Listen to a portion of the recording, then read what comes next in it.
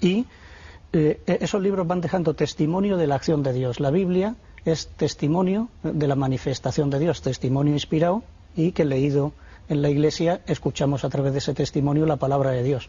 Pero, en fin, simplificando, es primero hechos y palabras, luego una fijación por escrito, y luego todo ese proceso de darse a conocer Dios llega a su plenitud precisamente enviando a su Hijo al mundo, a nuestro Señor Jesucristo, el Hijo de Dios hecho hombre, y esa manifestación de Dios, del amor de Dios hacia todos los hombres, llega a su plenitud, y esa generosidad de Dios a estar dispuesto a dar su vida por liberarnos de todo lo que nos oprime, del pecado, del mal, de la muerte, y el Hijo de Dios hecho hombre resucita y muestra también así que es verdaderamente Hijo de Dios, y a la luz de la encarnación del Hijo, de la muerte y de la resurrección de Cristo, es cuando cobra todo su sentido y se entiende plenamente esos pasos que ha ido dando la manifestación de Dios.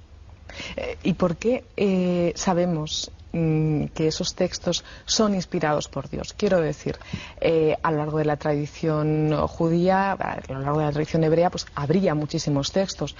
Nos consta, incluso, bueno, se han visto y se han estudiado esos textos llamados apócrifos. ¿Por qué unos forman parte de la Biblia y otros no? Si todos hacen referencia, o casi todos pueden hacer referencia, bueno, pues a esa presencia de Dios en la vida del hombre. Sí, se trata del proceso de fijación del canon de los libros, que así se llama técnicamente. El canon es la colección de libros sagrados que se integran en la Biblia. Es un proceso sobre todo de reconocimiento de la propia identidad. Un reconocimiento con la asistencia del Espíritu Santo que va guiando ese proceso. Pues por poner algún ejemplo, dentro de los distintos libros que se van escribiendo en la literatura de Israel, o incluso en la primera literatura cristiana, entre los primeros cristianos, siglo I, siglo II, incluso algunos siglo III, hay libros que pueden ser incluso piadosos, buenos, otros imaginativos, pero que cuando, aparte de su autor y quizá un pequeño círculo en torno a su autor, se van difundiendo, la sensibilidad del que está viviendo de acuerdo con la fe de Israel o la fe cristiana percibe algo raro, dice, esto no. Entonces, cuando en gran parte de la Iglesia se va percibiendo esto no, esos libros no. Digo, un ejemplo, aunque sea piadoso, sobre la infancia de Jesús tenemos pocos datos en los Evangelios. Entonces, en el siglo II, siglo III, empieza a haber autores cristianos que con buena intención de ayudarnos a meternos en la vida de Jesús van creando historias sobre Jesús niño. Por ejemplo, pues que hacía pajaritos de barro, le soplaba y los soltaba a volar, iba haciendo milagritos, o que ayudaba a San José a hacer muebles y que alguna vez que se equivocaron en las medidas de un listón para una cama, pues habían estropeado un tablón un poco grande, y le dice el niño a San José, no te preocupes, tú sujeta el listón y tira del listón de madera y lo alarga hasta dejarlo. Entonces, esta es una historia imaginativa, piadosa, pero el sentido cristiano dice esto, no, Jesús no es esto, Jesús no es un milagrero que haga milagritos sin sentido simplemente para lucirse él o como juego. Entonces, el propio Espíritu Santo va haciendo decir, este libro es apócrifo, no sirve. Entonces, esa selección, por decir, utilizar esta palabra, sí, la hacemos, lo digo así en un lenguaje muy para entendernos todos, ¿no? De algún modo, los propios cristianos, inspirados por el Espíritu Santo y por esa sabiduría, esa intuición de que puede ser o no puede ser, o hay una persona que en un momento determinado se encarga y dice, este sí, este no. La hace la Iglesia. Pero siempre, si queremos entender bien el misterio de la Iglesia, la Iglesia no es una persona. El Papa forma parte de la Iglesia, pero el Papa no es la Iglesia. Los obispos, los sacerdotes formamos parte de la Iglesia, pero no somos la Iglesia. La Iglesia somos todos los bautizados. Y todos los cristianos somos los que hacemos la Iglesia. Por eso la fe es algo que es patrimonio del completo pueblo de Dios.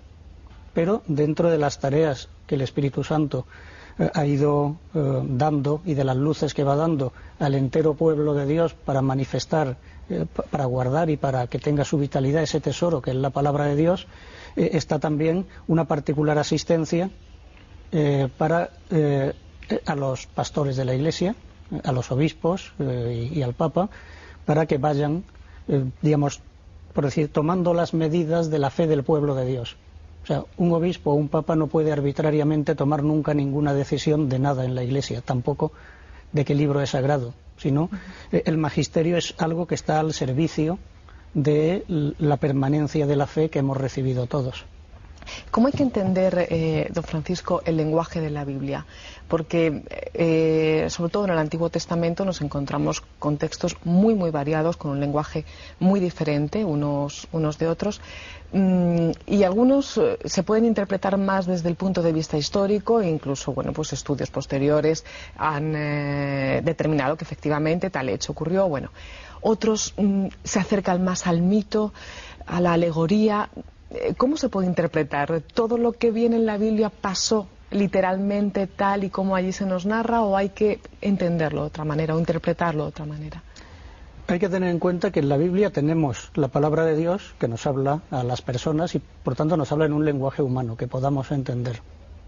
Y eso, asumir un lenguaje humano supone asumir las limitaciones del lenguaje humano. No somos capaces de decir, por ejemplo, muchas cosas a la vez, ni de expresarnos quizá con la precisión que quisiéramos, y también al estar hablando a mujeres y hombres de muy distintas épocas, tiene que ser un lenguaje humano que sea comprensible desde distintos puntos de vista, pero en primer lugar por aquellos primeros destinatarios. Vamos a poner un ejemplo. El primer capítulo del Génesis, quizá lo tenemos más o menos en la cabeza, empieza con la creación del mundo. En el principio creó Dios el cielo y la tierra estaba confusa y vacía, el Espíritu de Dios se cernía sobre las aguas y Dios va hablando, haya luz y hubo luz, haya firmamento que separe las aguas de arriba de las de abajo. Entonces viene la creación del mundo expresada, Dios va hablando y a lo largo de 7 días va creando y va separando las distintas cosas y al final hace al ser humano. Hagamos al hombre a nuestra imagen y semejanza, y hace al hombre, varón y mujer, a imagen y semejanza de Dios. Eso está narrado así. A lo mejor ahora mismo nos gustaría, ¿por qué no tenemos un relato de la creación mucho más interesante que nos hable, por ejemplo, quizá de la expansión del universo desde el origen, quizá pues cómo ha interactuado la materia en los primeros momentos del universo, qué edad tiene el universo, cómo ha surgido el ser humano dentro de la Tierra? A lo mejor ahora mismo con los libros de astronomía, de física y de paleontografía, de los orígenes de la humanidad, podríamos decir, bueno, pues ¿por qué no nos lo explican en un lenguaje que entre en diálogo con la ciencia del siglo XXI? Si Dios hubiera utilizado el lenguaje de la ciencia del siglo XXI, los primeros lectores, siglo V o VI antes de Cristo, no habrían entendido nada de qué ese mensaje se le estaba diciendo ahí. Y probablemente los lectores del siglo XXV echarían carcajadas, pero ¿qué lenguaje más primitivo tiene la Biblia?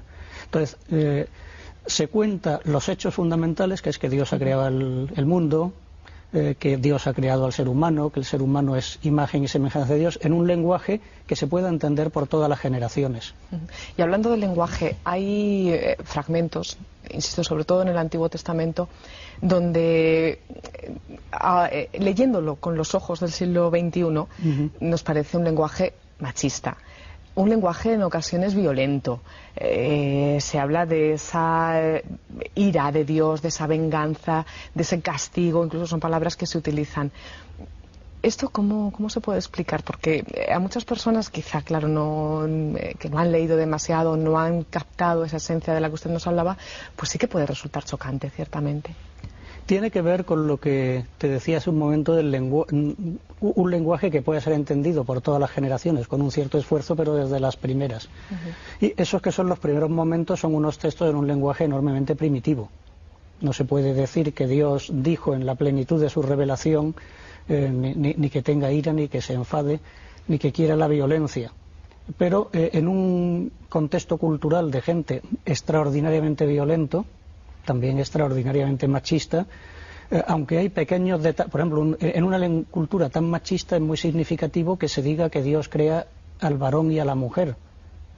Podría haber dicho que creó al ser humano o que creó al varón y ya está, pero hay pequeños detalles que muestran que aunque utilice un lenguaje que muchas veces efectivamente es el de la época, pero hay cuestiones por ahí que vale la pena pensar y reflexionar sobre ellas.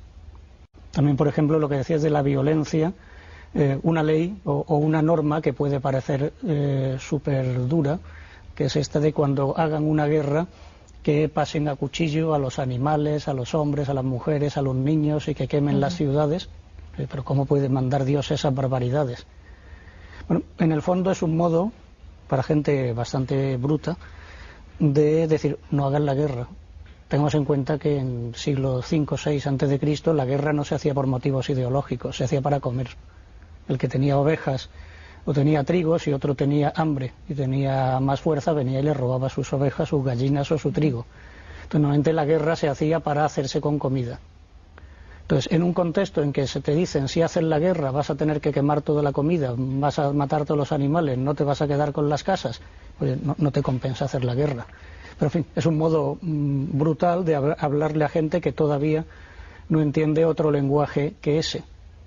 Luego ya en la medida que poco a poco se vaya formando el sentido moral, vaya avanzando la revelación dentro de ese proceso gradual que culmina en Jesucristo, es cuando se entenderán mejor las cosas, frente a la luz del sermón de la montaña, de la predicación de nuestro Señor Jesucristo, del amor, de la comprensión, del perdón, es donde se entiende cuáles son los valores morales en los que Dios quiere que se sitúe la vida de las personas. Tenemos ahí efectivamente el Nuevo Testamento, que la propia palabra, las propias palabras lo matizan de ese modo, ¿no? Lo definen de ese modo. Entonces, don Francisco, ¿cómo tenemos que acercarnos? Yo sé que esta pregunta nos daría para unos cuantos programas más, pero vamos a ver si lo resumimos en apenas 1 o 2 minutos que nos quedan. ¿Cómo tenemos que acercarnos los creyentes o cualquier persona que quiera acercarse a la Biblia para captar verdaderamente esa esencia y traerla a nuestra vida, hacerla, que de eso se trata, y además en función o en base a esto está un poco organizado tanto el simposio como el sínodo propuesto por el Papa? ¿Cómo tenemos que hacerlo? Acercándonos a la Biblia como lo que es, más en el fondo. Antes decíamos, es una obra de literatura, pero es mucho más. Es, por utilizar una palabra de un padre de la Iglesia, San Gregorio Magno, la Sagrada Escritura es una carta que Dios nos escribe a los hombres. Y no en general, sino a cada uno. Entonces, el modo de entender bien la Biblia es tomar la Biblia sabiendo que estoy leyendo una carta que Dios me escribe a mí, que sabe de mis dificultades, de mis preocupaciones, de mis alegrías, de cómo es mi vida.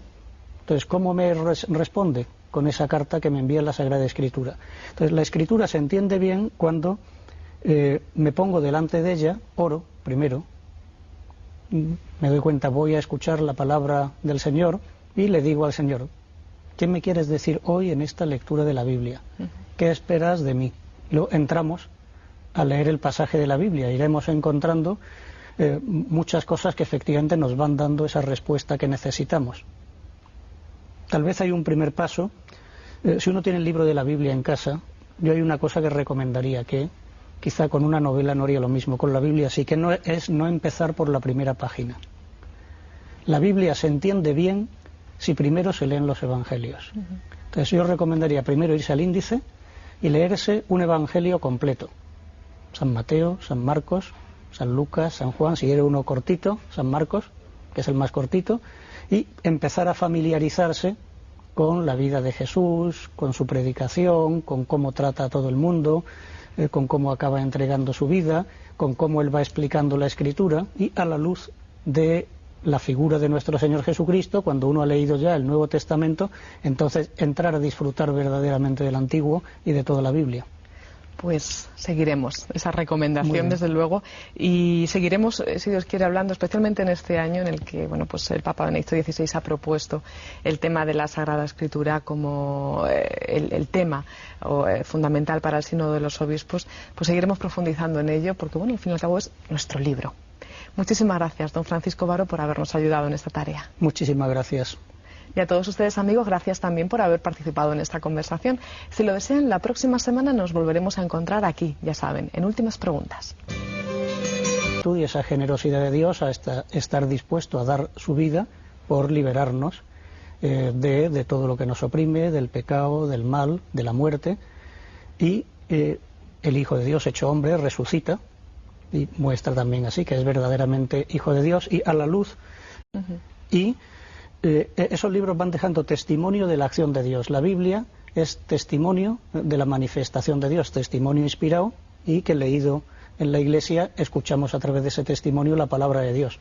Pero en fin, simplificando, es primero hechos y palabras, luego una... Quiero decir, a lo largo de la tradición judía, a lo largo de la tradición hebrea, pues habría muchísimos textos. Nos consta, incluso, bueno, se han visto y se han estudiado esos textos llamados apócrifos.